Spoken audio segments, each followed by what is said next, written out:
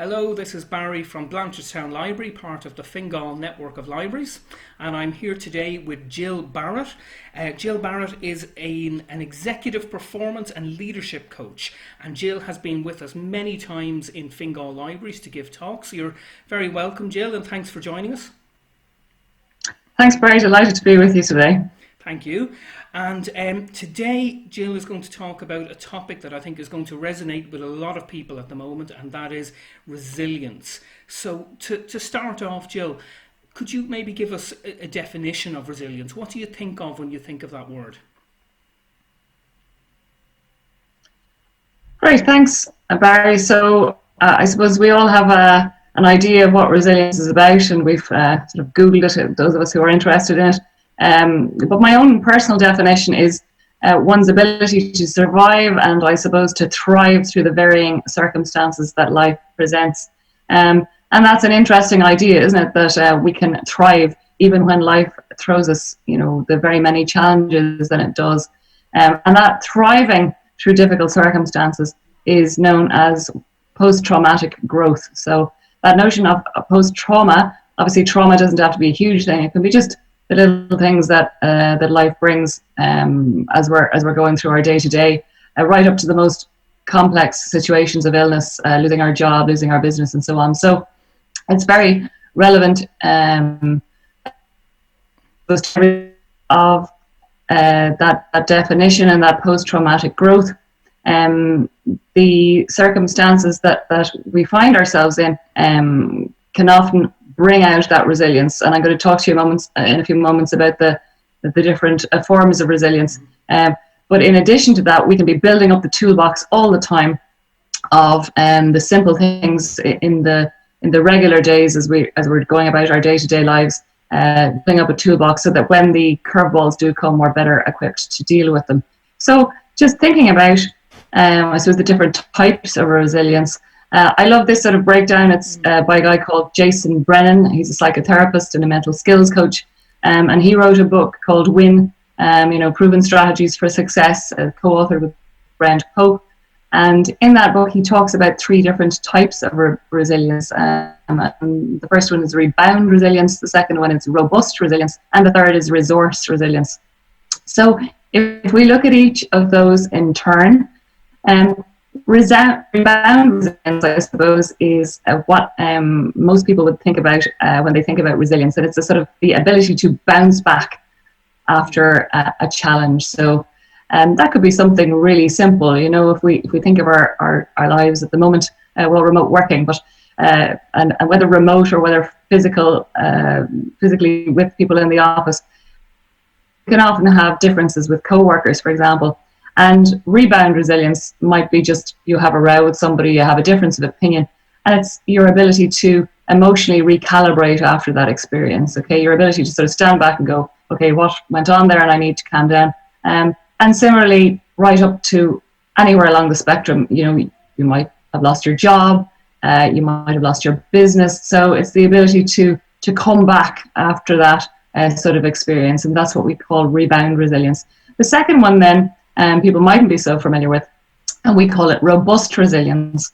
And robust resilience is where how we build that through, I suppose, deliberately subjecting ourselves, if you like, to tough circumstances, to test, if you like, and our ability to deal with them, and then to get satisfaction of having conquered that particular stress or that particular difficulty.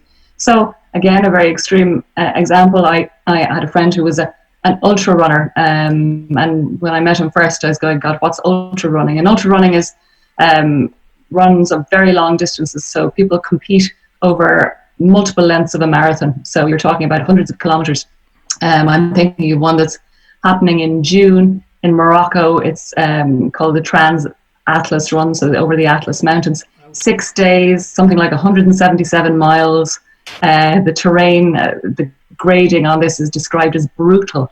Why would you want to subject yourself to something like that? And of course, most of us don't. So those would be, we think of this term often with, extreme athletes or people who are engaged in outdoor pursuits. But at a very simple level, we can build our robust resilience. For example, if we were, very nervous about public speaking, where we mightn't want to throw ourselves into a live presentation like this example, or put ourselves in front of an audience of 400 people. But I might say, do you know what, I'm going to go to Toastmasters, and I'm going to build up my experience. So over a number of weeks and months, build up my experience where I might just get up for the first night and say my name. And then, you know, by the time I'm sort of fully fledged, I'm going to be giving a full presentation of maybe half an hour or an hour to a full room of people.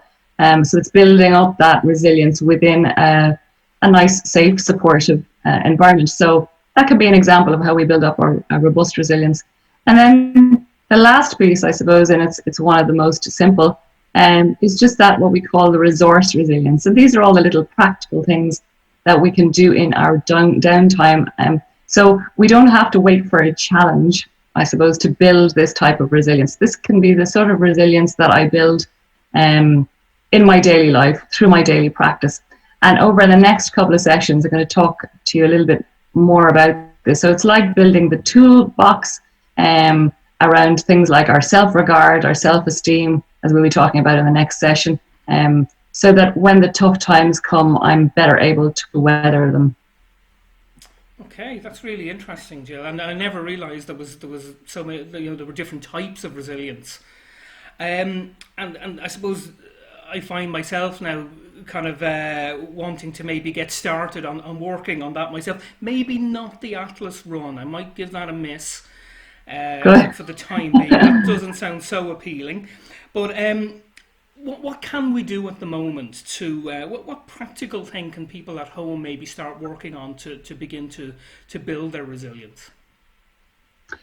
I think, and I'm going to give credit to my coach supervisor, James McLeod. He drew my attention to this just yesterday, actually, in a session we were doing in terms of our group supervision. And he mentioned a framework that Marshall Goldsmith alludes to. I'm going to go through that with you in a while. But it reminded me very much of a tool I use in my own coaching regularly, which is called the CIA model, which is not anything to do with, hunting for terrorists, underground spies or espionage. CIA simply stands for C, what I can control, I, what I can influence, and A, what I have to accept. And those of our sort of listeners and viewers today that have participated in some of my programs in the library will know that I talk about those things regularly. And I suppose his model looks at this in a slightly different way. But I suppose it's really important for people to bear in mind that we have come through as a nation and as a world, a lot of really difficult times, and we exhibit and demonstrate resilience all the time. I mean, we've survived famines, we've survived a civil war, we've been through 2 world wars, we have, been through 30 plus years of terrorism on the island. And so we constantly show that we are able to survive these things, to renew ourselves and to thrive. And even in the last couple of days during the COVID-19 scenario, we look at this lovely little baby, Peyton Maguire, born 8 weeks premature, weighing just 3 pounds 5 ounces, and 6 days ago, having been diagnosed and got through COVID-19, has been released to her parents at home. I mean, that's just a great example. Looking at the Late Late Show last Friday night, also seeing Orla Tinsley, a cystic fibrosis and double lung transplant survivor, and not just a survivor, but a thriver. I was looking at her going, what an amazing woman. And so we don't have to look very far to see examples of how we as humans, survive difficult times all the time and thrive and rise again through it. So, the ability to do that is within us. We just have to tap into it, to nurture it, and to build on it. And I think we just need to remember that our brains are plastic, and so they adapt constantly and moment by moment to whatever situation is presented to us. Could I just stop you there? You mentioned that's very interesting. You said our brains are plastic. What do you mean by that exactly? Great, thanks. I probably should just put a slide. I was just going to maybe explain that a little bit more. So, the brain being plastic, I mean, there are various authors, and one of my favorite and one of the best recognized is a guy called Michael Merzenich. He won the Cavell Prize for Science on this whole topic. And it looks at how the brain continually reorganizes itself by forming new neural connections through life. And what do we mean by that? It just means that if something happens in my brain in front of me, my brain is adapting to it, or even in terms of my thought, my physiology, my brain is adapting all the time. And there's a lovely example now there's a lovely research now which focuses on the gut being part of your brain. So even messages from your stomach are going to your brain and vice versa. So not very good for those of us who've been eating chocolate a lot lately. Or maybe it is positive, but that notion of neuroplasticity, we used to think that our brains were just as they were, fixed. We couldn't change them. Whereas now, through all of the research, anecdotal, which was in the past, a guy called Norman Doidge was also very famous for his seminal book, The Brain That Changes Itself. And he fully explored lots of anecdotal evidence around and some scientific evidence, but wasn't bought into, I suppose, by the populace at large. But now, because of brain imaging, magnetic resonance imaging that we can use with the brain, we can see that the brain is changing and moving all the time. So we're forming new neural pathways constantly. So that's what we mean, I suppose, by the notion of the brain being plastic, that it's malleable and it changes. So it changes in response to every stimulus. So even as you and I are chatting here, and people are watching or listening to this, their brains have changed, since 5-10 minutes ago. And I think that's a fascinating thing. And it gives us great hope. For children, it's something we think about in children, but not so much for adults. Absolutely. And there was that notion that your brain only developed up to a point and then it stopped. That was it for the rest of your life. It's quite bleak, isn't it? Yeah. So all of this research and science has proven that, in fact, we're capable of just great growth at any stage in our lives. So just to talk you through Goldsmith's framework, so there are 4 quadrants, and I suppose if we preempt or we put as our sort of 4 prompt, which is what can we create? So looking at this, what can we create? What can we preserve? What can we eliminate? And what can we accept? So in every circumstance, we have the ability to stand back in the first place, just evaluate the situation. And we all have that. I speak very frequently about a notion of metacognition, which is thinking about our thinking. And as higher level beings, as humans, this is the capacity that we have in bucket loads. So thinking about our thinking. So we do a lot of thinking, but we don't perhaps do a lot of thinking about our thinking. And in this situation, when we need to be resilient and when we're stuck in the middle of something that is really putting it up to us, that's really challenging us, this can be a great framework to use to examine that situation. So in the coming weeks, we'll be looking at other tools, but I just thought this would be a nice one to kick us off, so people can just have something tangible to take away, to do right at this moment. Okay, what can I create? What can I preserve? What can I eliminate? And what can I accept?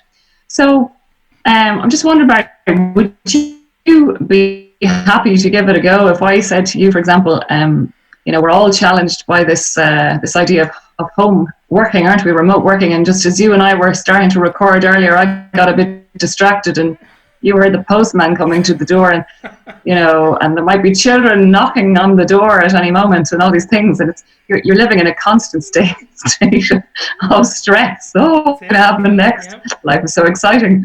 But on a serious note, obviously it is challenging for people to manage remote working, for example. So maybe if we look at that, would you be happy just to look at that as an example? Absolutely. Yeah, great. So you think, if we look at the challenge of just working remotely and what? that brings to us. So in that situation, what do you think you can create? Well, I mean, looking at what we're doing right now is I've had to create a new way of working. This is completely new to me. A few weeks ago, I'd never done anything like this. So that's probably the big thing, is creating a new way of connecting with people, of bringing messages like your message and others to the library patrons. Because we can't do it face to face at the moment, so we've to find a new way. So I suppose that's what we have to create. Right, fantastic. And then moving on to the preserve scenario, what do you think we can preserve? If I'm to be brutally honest, I'd say my sanity. My well-being in general, I suppose. I mean, like a lot of people at the moment who are working from home. I mean, I'm working from home. I'm trying to educate a 5-year-old, keep him occupied.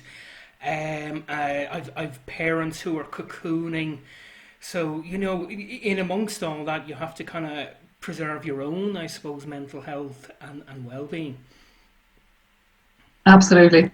And I think that's everyone is in the same boat. They have varying levels of challenge, don't they, and a whole mixed bag of things going on. So I wonder, if we think about what you could possibly eliminate that would help to build your resilience again and just help you to get through the circumstances. That seems like a tricky one at the moment, because you kind of think we're in this situation. It's very hard to eliminate. So I suppose the only thing I can think of is maybe is eliminate from myself maybe those negative moments and thoughts that we all get sometimes.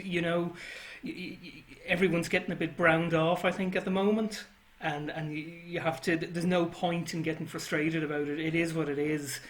So I suppose maybe to try and eliminate that the negative thoughts that creep in every so often, and that probably moves on to the next one now, which is accept. Sure. Yeah.